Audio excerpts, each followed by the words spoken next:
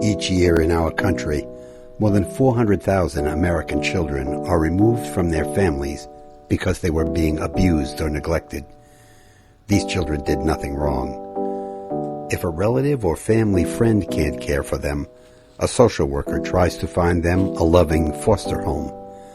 Many potential foster parents prefer younger children and say that they are not interested in fostering a teen. But foster teens provide the families who take them in with a unique gift, and they deserve permanent homes. Listen to Kira. How did you become a foster person? I mean, what caused you to be in that situation? Okay. Well, there was years and years of abuse in from my dad to my mom and my brother. And then the day of my 16th birthday, my dad laid his hands on me, and so he instantly went to jail. And so then that's when I finally got into the system. And then sometime in May, they just took me out of the house because another incident happened. Because I went through, when I was younger, we had great times in my family, going to the aquarium, going to the zoo. I mean, we were a family. It's just things kind of went downhill. Why? In the family? Yeah. My dad. Why did a good family become a not good family? My dad started drinking. From what I remember, my dad had always drank, but he was my dad's a really good father. I will not deny that. And he's an amazing father. He knows how to treat kids. He did Boy Scouts with my brother. We went camping all the time. We had the regular dysfunction. I guess not regular dysfunction, the kind of dysfunction in the family. And he would go to jail constantly, once or twice a month maybe, for hitting my mom.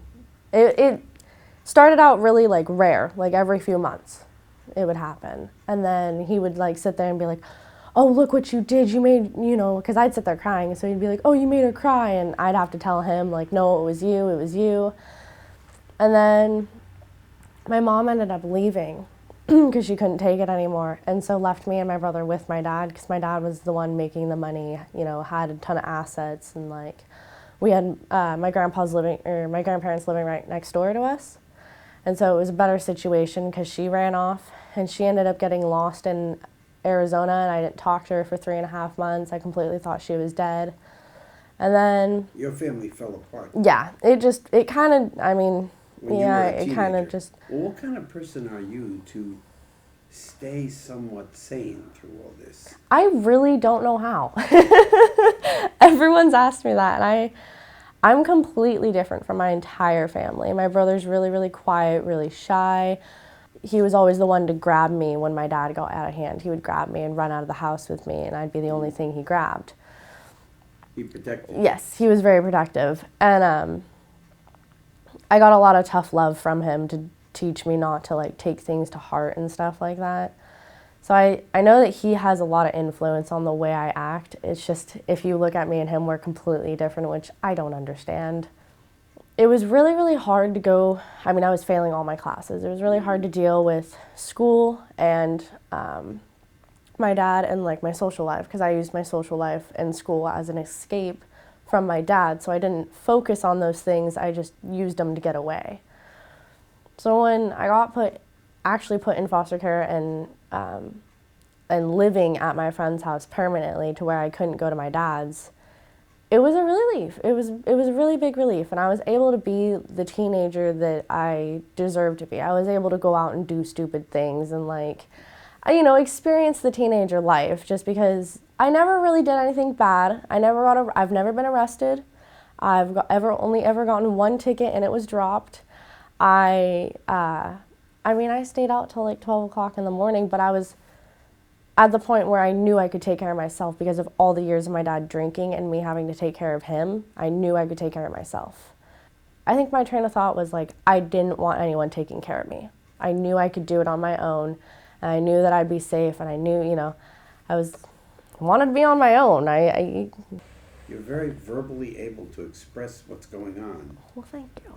I try. And this whole experience has taught me even more, and that, I know I can do it, basically, is I know I could get through any obstacle that life hands me. And so I never was really a depressed kid. Like, I went through moments of being depressed, but I got over it. And, like, crying definitely helps. I used to hate crying. I always, well, it's a sign of weakness. I don't want to cry. I don't want to cry. It totally helps. It really, really, like, it makes you feel so much better. Like, well, if you were a parent, would you be a foster parent to somebody? Is it something?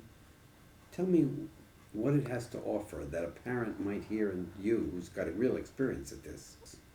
it really helps the kid, because when you have a family that doesn't appreciate you the way a family should, and then you go to a foster parent and they appreciate you more than your own parent or than, you know, anyone else in the world does, it's a great feeling. It's an amazing feeling to, like, be supported by someone who doesn't really know you all that well, and then you get to know them, and it's even better. And I mean, I still talk to my foster parent. I still go and see her on Mother's Day, and I still go and see her on Christmas and Easter, and she lives right downtown and stuff, and I was there for 2 years, and we still have an amazing bond. If I ever need her, I still use her as an emergency contact. If I ever need her, she'll be there and stuff. And she was, like, she is the most loving, most caring, most calm person. And I mean, that's definitely what you need in a foster parent, is someone that's calm and someone that's able to talk through with you, like, what happened and why it happened, and try and resolve the problem if there is one. When I first moved into the group home, because before I moved into the group home, I was with a friend, so it wasn't, you know, out of the normal. Since 5th grade, we've been spending the night at each other's houses for weeks on end during school days, because our parents were like that. They just didn't care. They were like, well, you go to the same school, so might as well. But when I moved into the group home, I remember crying for like 2 weeks on end myself to sleep. Like, I couldn't sleep. I mean, the people there definitely helped because they were, like, nice, and it made it more comfortable. But it was still just like, I'm not in a home. Like, I'm in a home with a group of kids that we're all looking for the same thing, and we can't find it here. I don't know, we all just got along. We were all family, we all shared the remote, it was different and cool. It was interesting. What about your future? Do you have a goal for yourself, or a passion, or something you're going to try and do? I'm going to be a veterinarian. I'm going to Cabrillo to get my general ed, and then I'm going to transfer to Foothill for a 2-year vet tech program, and then possibly UC Davis. We'll see how much money I have at that point, but possibly UC Davis. Work with animals. Mm-hmm. Small animals. Hopefully, hearing from Kira has you interested in becoming a foster parent of a teenager. To find out more in Santa Cruz County, California, visit www.fostercareforkids.com or call 831-345-2700 or contact your own county's Family and Children's Services Agency. Thank you.